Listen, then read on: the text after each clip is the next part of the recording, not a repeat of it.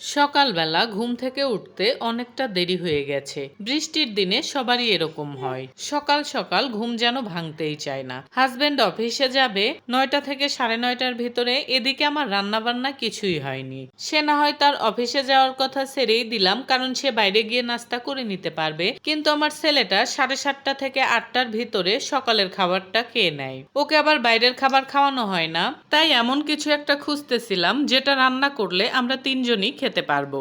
অনেক খাবার আছে যেটা আমি খাই, আমার হাজবেন্ড খায় না, অথবা আমরা দুজন খাই, আমাদের ছেলে খায় না। তিনজনেরই পছন্দ। এরকম খাবার খুঁজতে খুঁজতে হঠাৎ করে মনে হলো ফ্রিজে কিছু কলিজা, ফ্যাপসা আর তিল্লি আছে, সেগুলোই রান্না করে ফেলি। এখন বাজে 8টা। যেটাই রান্না করি, রান্না শেষ করে সবকিছু গুছিয়ে খাবার খেতে খেতে 9:30 পার হয়ে যাবে। তাই আমাকে জলদি জলদি সব কাজ শেষ করতে হবে। আমার আর আমার হাজবেন্ডের যে সমস্ত কাজকর্ম থাকে সেগুলো আমি সময়ের মধ্যে না করলেও হয়, তবে বিকেল 5টা থেকে পরের দিন সকাল 9টা 9:30 পর্যন্ত আমার ছেলের যাবতীয় কাজকর্মগুলো আমাকে টাইমলি মেইনটেইন করতে হয়। না হলে আমার হাজবেন্ড খুব মন খারাপ করে থাকে। কথাই তো প্রকাশ করে না, তবে তাকে দেখলে মনে হয় যে তার মনটা খুবই খারাপ হয়ে আছে। যাই হোক, ফ্রিজ থেকে কলিজাগুলো বের করে পানিতে ভিজিয়ে রেখেছি স্বাভাবিক হওয়ার জন্য।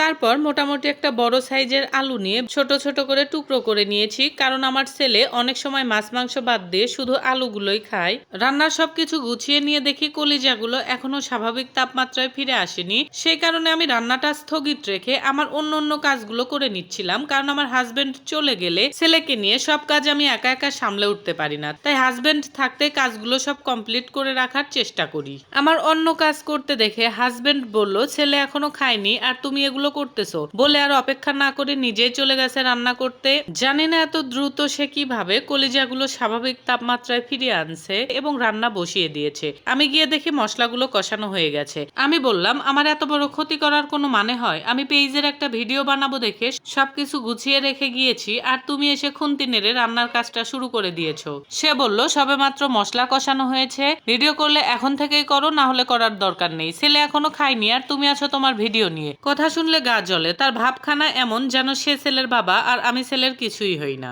যাই হোক, তাকে বললাম, ভাগো এখান থেকে, অনেক কাজ করে ফেলছো, আর করার দরকার নেই, বাকিটুকু আমিই করে ফেলবো। রান্নার সবকিছু গুছিয়ে নিয়েছি আমি, আর খুন্তি নেড়ে ক্রেডিট নেবে সে যে রান্নাটা সেই করেছে। তার উপর অত্যাধিক পরিমাণে রাগ হয়েছে। তাই ভাবলাম এই ভিডিও পেজে আপলোড করার সময় ভিডিওর ক্যাপশন দিব হাজবেন্ডের কলিজা ভুনা।